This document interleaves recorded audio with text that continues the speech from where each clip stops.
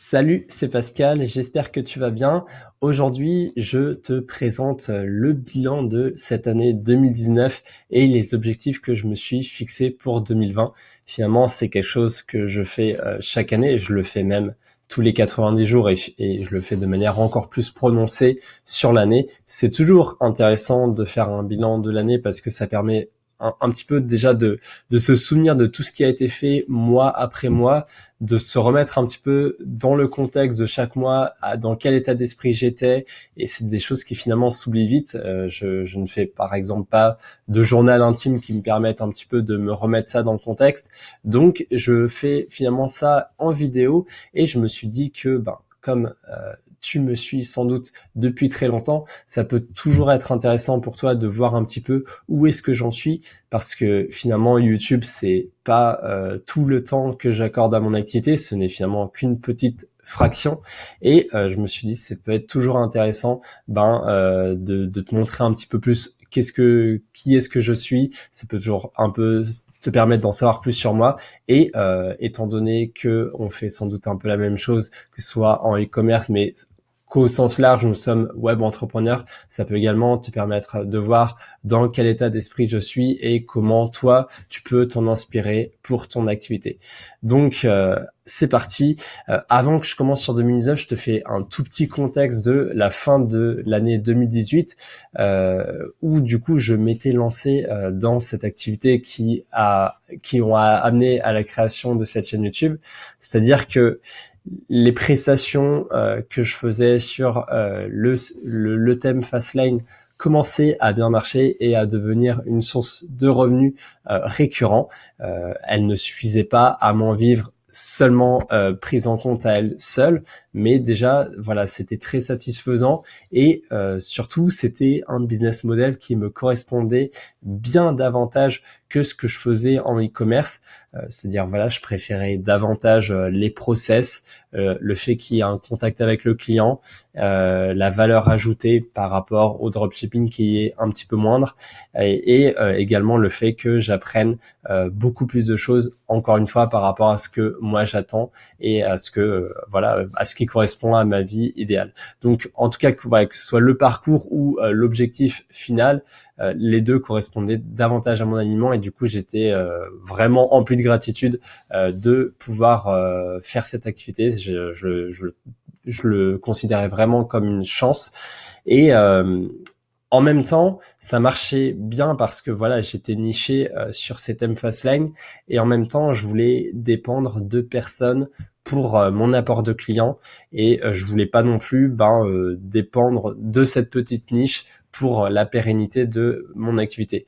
À ce moment-là, c'était quelque chose qui me convenait bien et je voulais que ça dure le plus longtemps possible.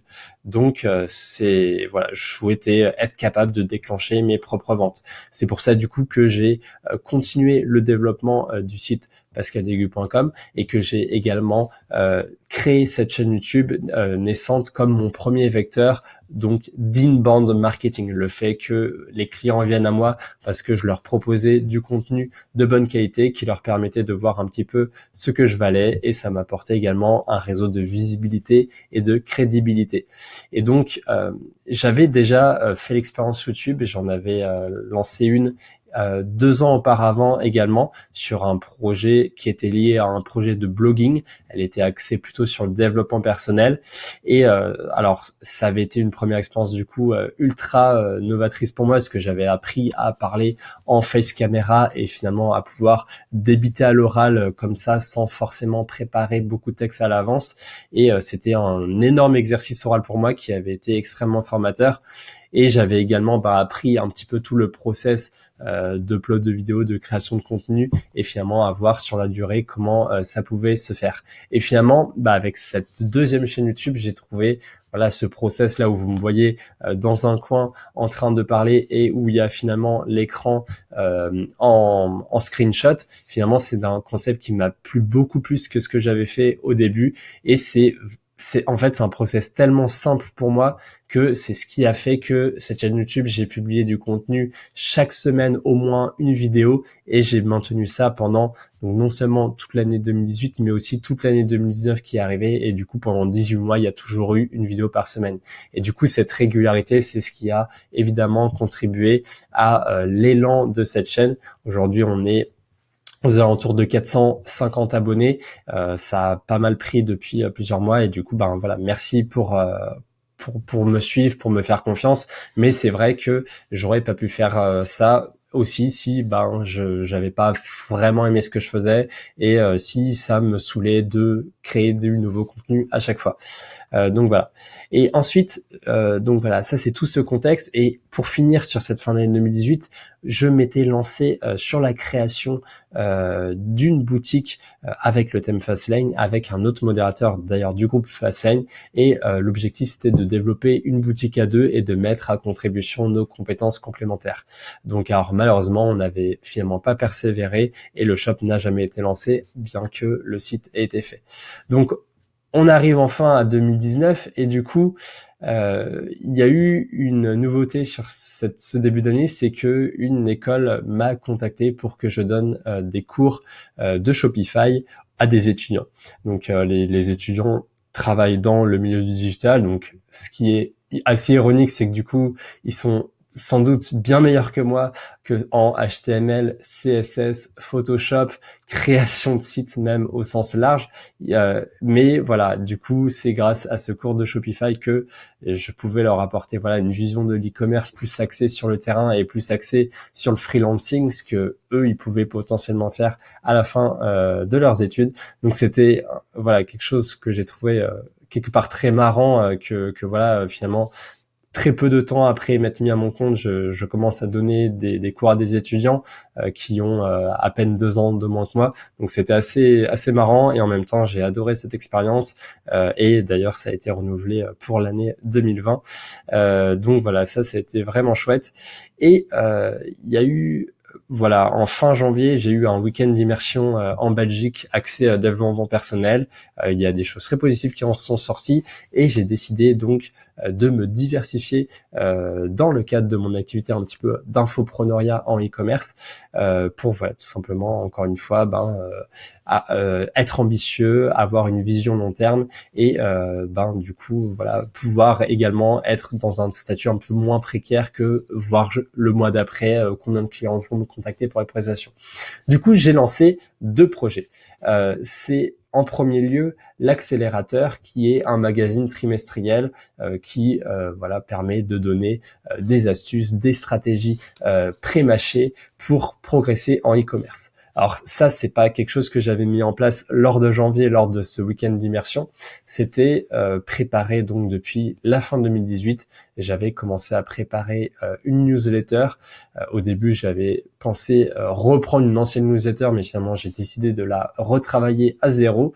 Et j'ai tout simplement écrit les informations que j'aurais aimé recevoir en commençant dans l'e-commerce, et surtout en devenant progressivement intermédiaire, en montant à niveau. Parce que le problème que je remarque, c'est que la plupart des infopreneurs ciblent les débutants. C'est quelque part normal, il y a plus de débutants wannabe que d'intermédiaires, et les débutants ont davantage besoin de formation que les intermédiaires n'en ont. Du coup, c'est vrai qu'il y a un ciblage un petit peu débutant, mais une fois qu'on monte en niveau, il y a beaucoup d'intermédiaires qui aimeraient progresser, qui aimeraient devenir experts, mais qui n'en ont pas l'occasion, parce que non seulement ils sont moins connectés, mais aussi ils ne trouvent pas plus d'informations, puisqu'il y a peu d'informations qui sortent par rapport à ça. Donc du coup, moi je voulais dans cette newsletter progressivement monter en gamme, c'est-à-dire les premiers mois, voilà, le premier mois vraiment parler de choses terre à terre, très basiques, mais en même temps, voilà, partir un petit peu à partir de zéro, et progressivement devenir de plus en plus exigeant, filtrer les personnes. S'il y a des personnes qui quittent la newsletter, c'est pas grave, c'est pas pour elles, et c'est ce que j'ai fait. Là, il y a eu 120 mails d'écrits. Au début, c'était des mails de 300 mots, donc c'était quand même des mails d'un contenu assez long et plutôt qualitatif, mais sur la fin, je me rendais compte même que j'arrivais à faire des mails de 500, 550 mots, et même que certains mails, je devais les découper en 2 ou 3 parties, puisque de plus en plus, j'avais envie d'amener des idées complexes et c'était toujours de plus en plus compliqué de faire ça sur un mail. Donc de toute façon, j'étais très conscient de ce problème dès le début de la création de cette newsletter, et du coup, j'avais également des amis qui faisaient ce type de business, hein, le magazine trimestriel. J'invente absolument rien là-dessus, mais je voulais donc l'orienter sur l'e-commerce et sur ce que je faisais moi. Finalement, en auto-formation, je voulais un petit peu le recracher comme je pouvais le faire donc sur cette chaîne YouTube, mais voilà, sur un autre format, avec un autre type d'expérience, avec également un contenu beaucoup plus préparé, puisque voilà, une vidéo YouTube, comme je vous le dis, je prépare certes du petit contenu CSS, etc., mais ça reste souvent du one shot. Il n'y a pas de montage vidéo comme tu le vois, alors que voilà, avec l'accélérateur, le but, c'était vraiment de faire des méga articles de blog travaillés aux petits oignons et qui apportent le maximum de valeur, et que chaque trimestre, tu en reçoives l'équivalent de 2 ou 3 gros articles de blog ultra qualitatifs qui correspondent parfaitement à ta niche. L'intérêt aussi pour moi de créer l'accélérateur, c'est que de toute façon, j'ai toujours été énormément aligné avec l'écriture. Mon premier business sur le web, c'était du blogging, et du coup, voilà, j'adore l'écriture, et grâce à la newsletter puis à l'accélérateur, ça m'a incité à devenir régulier sur cette habitude d'écriture que j'ai du mal à apprendre. Voilà, j'avais aussi, avec cette reconversion professionnelle, du mal à l'apprendre, et du coup, là, aujourd'hui, on a le 4e numéro de l'accélérateur qui sort bientôt, et voilà, par exemple, contre les 3 premiers numéros, ils avaient 5500 mots. Là, celui-ci, il en a 7500. Donc ouais, il est moitié plus volumineux, et donc au final, voilà, petit à petit, au fur et à mesure que ce seuil d'activité prend du niveau, je deviens de plus en plus exigeant, et je monte en gamme. Donc c'est génial. Et voilà. Et aussi, c'est aligné avec mes valeurs, parce que comme tout le monde, voilà, j'ai fait cette reconversion professionnelle, j'ai mis des sous sur la table en tant que formation. Je trouve que c'est normal, que c'est nécessaire. Après, on sait très bien qu'il y a également des abus dans le milieu de la formation, qu'il y a voilà des modules vidéo qui sont vendus vraiment trop cher pour ce que c'est. Et voilà, c'est aussi c'est compliqué, voilà, d'apprendre sur un ordinateur alors qu'il y a toutes les distractions, etc. Donc moi, voilà, comme j'aime bien l'écriture, la lecture, etc., je voulais vraiment proposer quelque chose de pas cher, voilà, vraiment entrée de gamme, et qu'en plus, voilà, vous puissiez le lire installé sur votre canapé, tranquille. Voilà, vous prenez un petit peu de temps là dans la journée qui a été un peu cacophonique, il y a eu plein de distractions, plein de notifications, plein de mails auxquels vous avez dû répondre, et là vous prenez un petit peu le contrôle de votre journée, et vous lisez, et ça vous booste, et vous surlignez quelques idées, et vous passez à l'action. Et c'était vraiment ça l'idée derrière l'accélérateur. Donc du coup, voilà, c'est un business auquel je suis totalement aligné, que j'ai lancé donc en début d'année 2019, et qui a donc perduré, et c'est absolument génial. Et du coup, le deuxième nouveau palier d'activité que j'ai lancé, c'est ma première formation en ligne, enfin. Et du coup, il y a plusieurs choses qui ont préparé cela. C'est donc quelque part le cours étudiant que j'ai fait, qui a été très bien accueilli. J'avais donc en plus préparé des slides, donc il y avait également déjà une structure qui était préparée. Donc après, certes, le cours étudiant, c'était plutôt axé Shopify, alors que là, moi, ce que je voulais faire, c'était pas un cours sur Shopify, mais voilà, il y avait déjà des éléments de prêt que je pouvais un peu retravailler, et également, il y avait ce fameux site que j'avais travaillé lors d'un partenariat, et donc qui n'avait pas été lancé, et je trouvais ça dommage en fait de ne pas l'utiliser, parce que dans beaucoup de formations on voit des shops de démonstration, mais les shops de démonstration, ça va jamais aussi loin que des véritables shops, alors que là on avait vraiment un shop qui était fait pour être monétisé, et je trouvais ça dommage de le laisser au fond d'un placard, alors que j'y avais quand même dédié du temps. Du coup, je voulais vraiment un peu le montrer, et encore une fois, proposer quelque chose de différent par rapport aux autres shops de démonstration qui pouvaient être montrés, et voilà, pas pour faire l'apologie d'un thème ou quoi que ce soit, mais vraiment pour montrer ce qu'il était possible de faire avec l'e-commerce, et surtout avec le branding. Donc voilà. Et aussi une autre raison de créer cette formation en ligne, c'est parce que il y avait des clients qui avaient, par exemple, enfin des prospects qui avaient souscrit à mon audit, qui avaient vu mes analyses de site, qui avaient adoré. Et après, par contre, elles avaient pas les moyens de se payer les prestations, même les plus basiques. Et donc ça, je trouvais ça dommage parce que c'était des personnes clairement débutantes, donc qui devaient créer leur site, mais qui avaient beaucoup de choses à apprendre. Et là, elles allaient galérer. Du coup, et c'est vrai moi, je vendais à ce moment-là du coaching. Enfin, je proposais du coaching, mais quand même cher parce que c'est à l'heure. Et je me disais, il faudrait quand même qu'un jour je fasse au moins que je puisse proposer une formation pour que voilà, pour ces gens-là, je puisse les rediriger là et leur proposer quelque chose d'intéressant.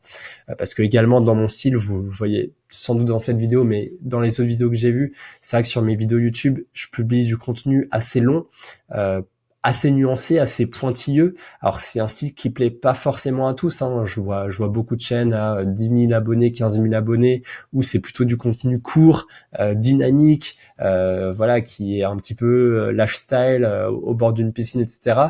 Moi, voilà, c'est vraiment un autre style plus terre à terre, mais je sais qu'il y en a plusieurs à qui ça plaît, et donc voilà, c'est vraiment une formation propre à finalement ce que vous pouvez voir sur mes vidéos que je voulais proposer. Donc voilà. Et du coup, que ce soit dans ces deux projets, j'ai eu beaucoup, enfin j'ai appris beaucoup, donc je suis très content d'avoir mené ces deux projets au cours de l'année 2019, parce que voilà, ça m'a appris beaucoup de choses également sur la promotion de contenu, donc pas simplement la promotion de contenu gratuit, mais voilà, maintenant sur la promotion de contenu payant, sur le fait d'alterner la création de contenu gratuit et la création de contenu payant, sur le chiffre est complètement vrai d'ailleurs, hein, sur le fait que la création prend 20% et que la promotion prend 80%. Des fois, c'est un peu triste à dire dans le web marketing, mais c'est un peu ça. C'est malheureusement ce qui marche le mieux, c'est la puissance de frappe et les promesses plutôt que le réel contenu. Donc voilà, c'est un peu dommage. Et c'est vrai que c'est une problématique dans laquelle j'étais conscient, hein. Par exemple, moi, cette formation, je vendais par exemple du HTML, du CSS. Ça fait peur à tout le monde, mais j'ai pris le pari parce que j'en parle également dans ma chaîne YouTube. C'est quelque chose en plus que je travaille moi-même. Donc clairement, je vais pas vendre quelque chose que je ne travaille pas. Mais voilà, c'est vrai que c'est toujours un peu plus compliqué. Et en tout cas, voilà, cette formation actuellement, elle continue de se développer. Ça nous amène à la moitié de l'année. Et là, il y avait un constat qui s'était fait. C'était qu'avec cette multiplication d'activités, les prestations, l'accélérateur, la mise en place de cette première formation, bah forcément, comme j'apprenais un petit peu à partir de zéro, j'avais toujours de moins en moins de temps à consacrer à l'e-commerce. J'avais du mal même à suivre, par exemple, les mises à jour de Fastlane ou les mises à jour d'applications, ou ne serait-ce que ça, je commençais à avoir du mal.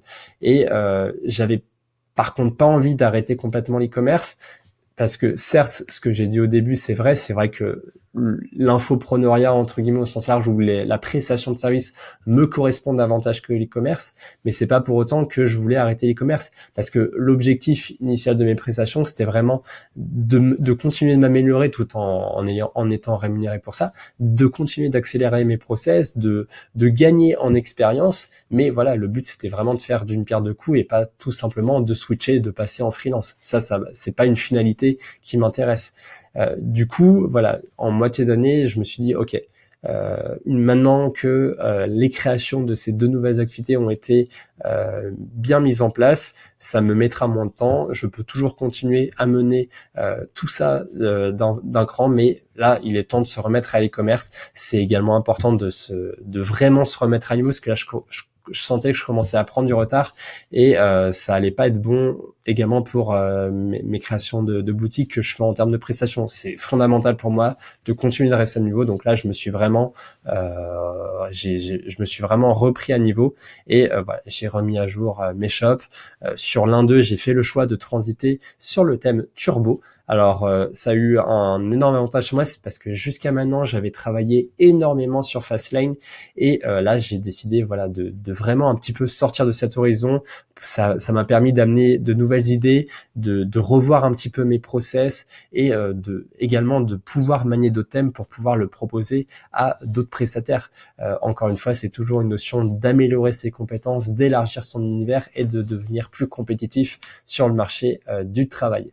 Et d'ailleurs, ça a payé parce que finalement, en fin d'année, eh ben, j'ai eu des demandes qui sont arrivées sur Malte et du coup de plus en plus c'était pas forcément des projets liés à Fastlane, c'est-à-dire des fois j'ai conseillé moi-même à ses clients de travailler sur Fastlane parce que par exemple ils voulaient des pages personnalisées et le page builder était tout à fait adapté, ça peut être des choses comme ça, mais parfois le client arrivait avec un besoin technique bien défini, avec un thème et voilà, tout simplement c'est à moi de m'adapter et du coup c'est grâce à tout ça j'ai pu proposer le meilleur. Donc voilà. Et du coup, ouais, non, c'est vraiment top. Du coup, bilan 2019, comme tu le vois, j'ai pas chômé, j'ai fait beaucoup de choses, ça fait donc maintenant plus d'un an et demi que je vis complètement de mon activité. Donc c'est absolument génial. C'est une situation que je souhaite à tous. Hein. Je sais que par exemple beaucoup de mes amis qui sont restés dans le milieu salarial, ça les fait pas forcément plus rêver que ça. Donc après, c'est ok, hein, c'est vraiment juste à vous de voir si c'est quelque chose qui peut vous convenir. C'est-à-dire voilà, vous avez beaucoup de temps, beaucoup de liberté. Après, c'est également beaucoup de choix, mais c'est à vous quelque part de vous prendre en main. Donc c'est pas facile. C'est pas aussi facile quand vous traversez des coups durs et des coups durs. Il y en a eu, il y en a eu beaucoup. Il y a eu beaucoup de problèmes, de déceptions, de désillusions, que ce soit dans l'année 2018, mais également sur cette année 2019. Mais ça fait partie du jeu, ça fait grandir. Donc voilà, en début 2018, j'ai quitté mon confort relatif avec le salariat. J'étais quand même dans une situation pas non plus complètement dégueulasse, j'étais quand même plutôt bien, mais j'ai fait le choix de la quitter puisque ça ne m'épanouissait pas et j'avais envie de me challenger, j'avais faim. Et ouais, finalement, je regarde pas quoi. C'est vrai qu'au début, on se crée plus de problèmes. On se dit que en voyant les chiffres, on travaille plus pour moins, ça marche pas. On s'est créé plus de problèmes. On est dans une situation pire que celle qu'on était avant.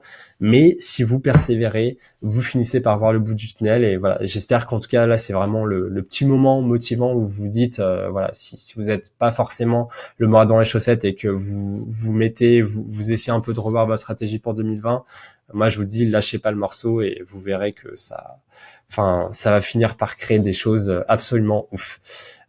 Concernant la chaîne YouTube, c'est vrai que au début de l'année, je crois qu'on était à 100, 150 abonnés. Là, on est vers les 450 au moment où je fais cette vidéo. Donc ouais, on a fait x3 sur un an. Ça a même bien pris à la fin de l'année.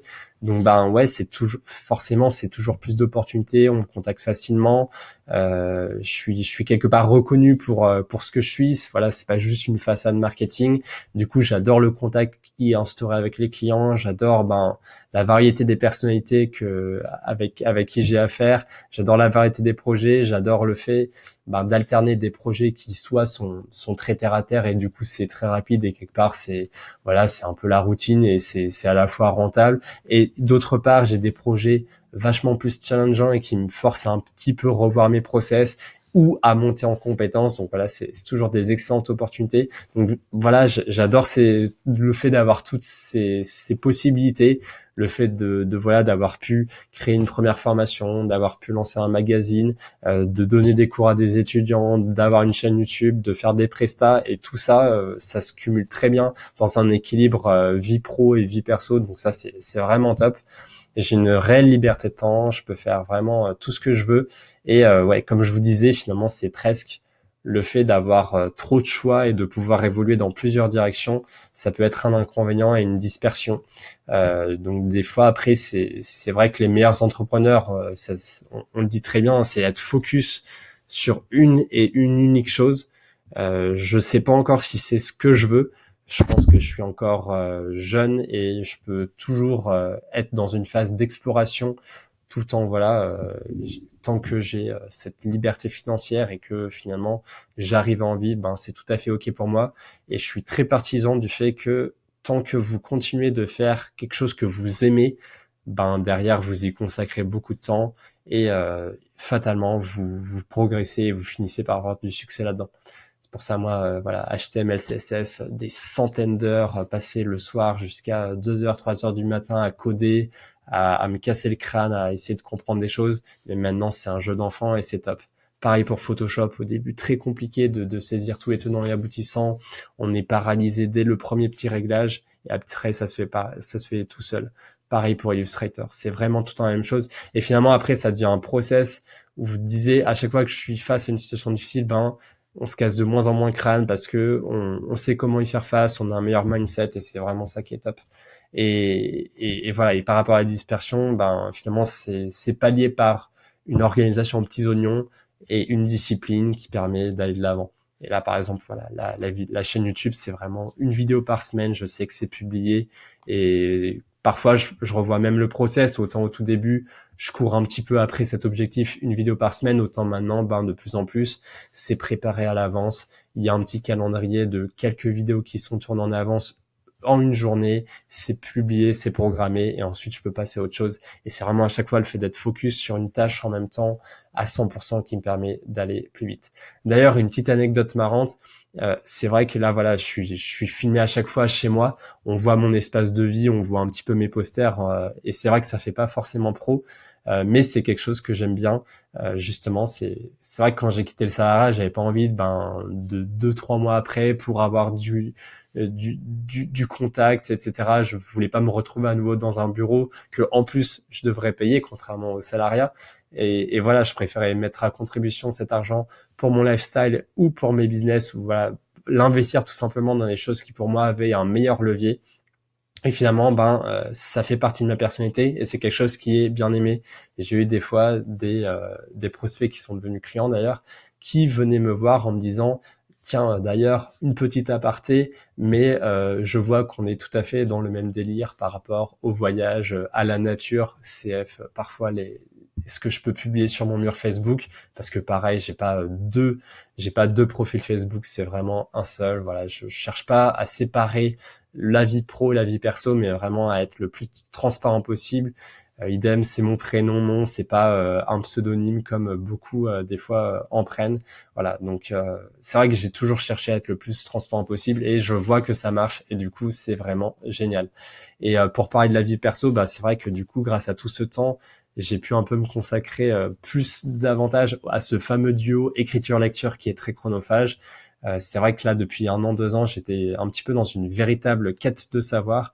Donc, j'ai lu beaucoup de livres pratiques, enfin, on va dire de non-fiction, de dev perso, mais voilà, un peu de plein de choses différentes dans plein de sujets différents, que ce soit de l'histoire, de la vulgarisation scientifique, que ce soit, mais voilà, il y a le business, le dev personnel, mais il y en a eu plein, et c'est vrai que j'adore ça, ça m'aide à grandir, ça m'aide de pouvoir continuer ainsi, voilà, ça m'aide à avoir un excellent retour de vie.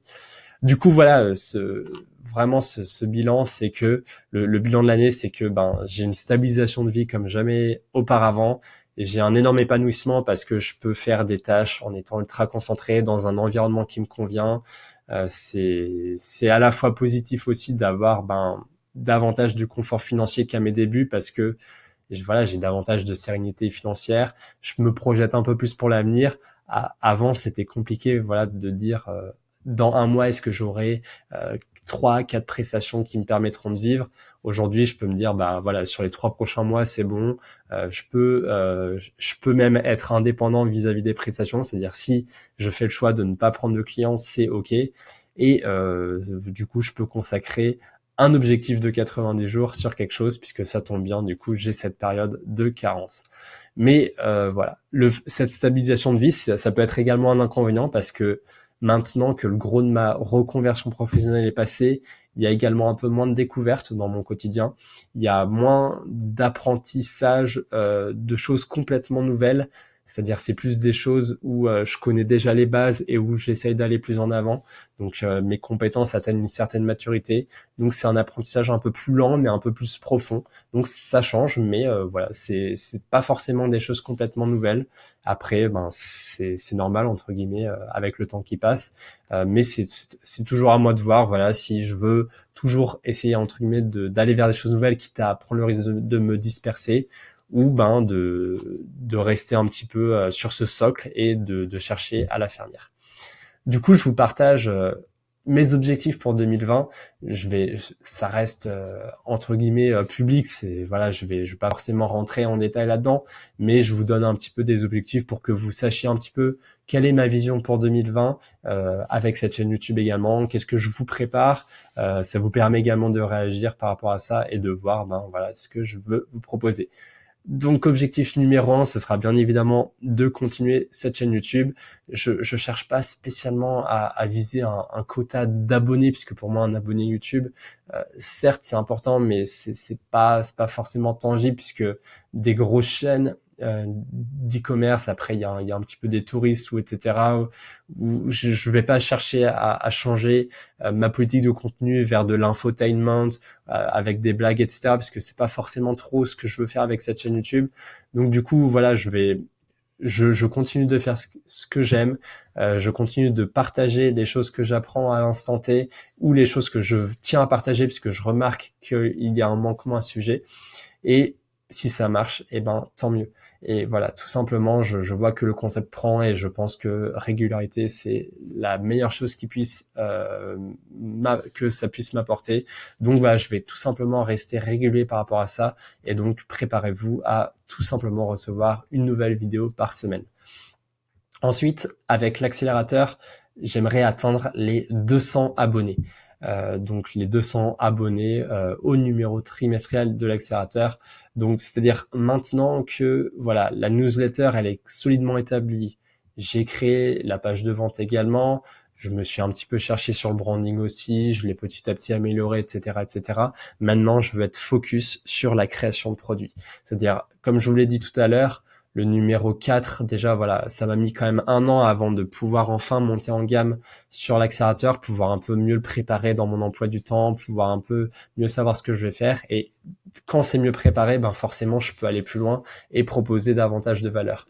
Et c'est ce que je veux continuer à faire. Je veux vraiment que, enfin, aujourd'hui, je considère que le prix est ridicule mis en comparaison avec des formations vidéo, mais je veux que le prix soit maintenant ridicule par rapport à des magazines déjà existants. Et voilà, je vais toujours continuer à chercher à monter en gamme, que ce soit donc quantitativement, c'est-à-dire en nombre de mots écrits ou en nombre de parties dans l'accélérateur, mais également qualitativement, c'est-à-dire en termes de recherche de contenu. Je veux que vraiment, quand vous le lisiez, vous dites ah ouais, waouh, là ça arrache et c'est top. Donc l'accélérateur, pareil, c'est quelque chose que je vais certainement pas lâcher. Et là, pour toute cette année, attendez-vous à 4 nouveaux numéros. Et clairement, après, ça dépendra également des abonnés. Hein. Là, sur toute cette première année, je me suis également rodé par rapport à mes process. Il y a eu des réactions à mon contenu. Ça m'a permis d'orienter l'accélérateur dans une certaine voie. Et ça se fera toujours. Voilà. Mon audience abonnée sera toujours co-créatrice, donc ça évoluera toujours dans ce duo-là. Objectif numéro 3, ce sera alors d'agrandir mon catalogue de formation, mais justement pas tant que ça, parce que je suis pas trop partisan de créer des multitudes de petites formations chaque semaine et voilà, comme certains peuvent le faire. Alors après, c'est pas du tout une critique de leur business model, mais c'est juste pas adapté à ce que moi je peux faire. J'ai pas spécialement envie de créer une nouvelle page de vente, de créer un nouvel espace membre, etc., etc. Donc moi, je préfère faire une grosse formation complète, continuer de l'enrichir pour qu'elle ait une valeur ajoutée dans le temps et voilà qu'elle continue également de mûrir. Pareil avec les demandes de la communauté, s'il y a une demande, ça continue d'avancer et c'est ce qui s'est fait donc pour Business Branding. Elle a évolué entre son premier jet et son rebranding et ensuite petit à petit il y a eu des nouveaux ajouts qui ont été uploadés et là ce sera pareil. Et du coup pour cette année, j'aimerais quand même monter au moins une autre grosse formation qui n'aura donc rien à voir avec Business Branding. Je veux pas qu'il y ait des modules en parallèle. Ce sera au contraire une formation complètement complémentaire à 100% puisque ce serait sur l'acquisition de trafic et du coup avec Google. Parce que pour moi, Google, je me souviens, dès la naissance de cette chaîne YouTube, je voulais en parler vraiment à fond. Je trouve que certes, Facebook, c'est incroyable, on peut faire de très belles choses, mais Google, il y a également plein d'autres avantages. Et juste quand je vois qu'il y a des gens qui ne réussissent pas sur Facebook et qui n'ont même pas cherché à essayer sur Google, ça, c'est insupportable pour moi. Et juste, voilà, je veux vraiment j'aimerais vraiment mettre en place cette formation et donc pas juste Google Ads, mais vraiment tout un ensemble avec Google et vraiment vous montrer tout ce qu'on peut faire avec, parce que ne serait-ce que pour voilà doper le référencement, il y a plein de choses à faire. Donc voilà, moi ça serait dans l'idée Google Ads avec les campagnes type search, les structures de campagne qui marchent bien, mais également les stratégies de display, que ce soit avec Google ou avec les réseaux partenaires. Ça peut être du Google Shopping, comment le connecter avec le Merchant Center et le catalogue Shopify. Également YouTube Ads, c'est-à-dire si vous avez su faire des vidéos pour les mettre sur Facebook Ads, bah, tout simplement mettez sur YouTube Ads, le CPC coûtera moins cher, les avantages qu'il peut y avoir par rapport à Facebook Ads. Bref, voilà, enfin là vous voyez, c'est un plan qui est pas du tout préparé, mais du coup, juste réagissez si ça peut vous intéresser, mettez si vous voulez potentiellement voir cette formation arriver, parce que moi je vois pas assez de contenu sur Google, alors que vraiment ça a toute sa place. Enfin, dernier objectif, c'est finalement, vous direz, c'est un peu toujours les mêmes objectifs, mais c'est de continuer à m'améliorer, à monter en compétences et à notamment développer ma gamme de services en prestation. C'est-à-dire, au cours de cette année 2019, j'ai fait beaucoup évoluer mes 3 formules de prestation web design. Donc, au début, c'est vrai que c'était très centralisé sur la configuration du thème. Après, voilà, je me suis agrandi non seulement à la configuration de Shopify, à la création de la fiche produit même, le copywriting, le branding. Voilà, il y a eu beaucoup d'améliorations. Maintenant, j'ai presque envie de dire la configuration du thème est presque marginale finalement par rapport à tout le travail Photoshop, HTML, CSS, le branding, etc., etc. Mais voilà, maintenant je me dis, si je veux toujours pouvoir me diversifier et pouvoir accompagner des clients sur des projets de plus en plus gros comme j'ai pu le faire sur Malte, eh ben j'ai envie de continuer à m'améliorer.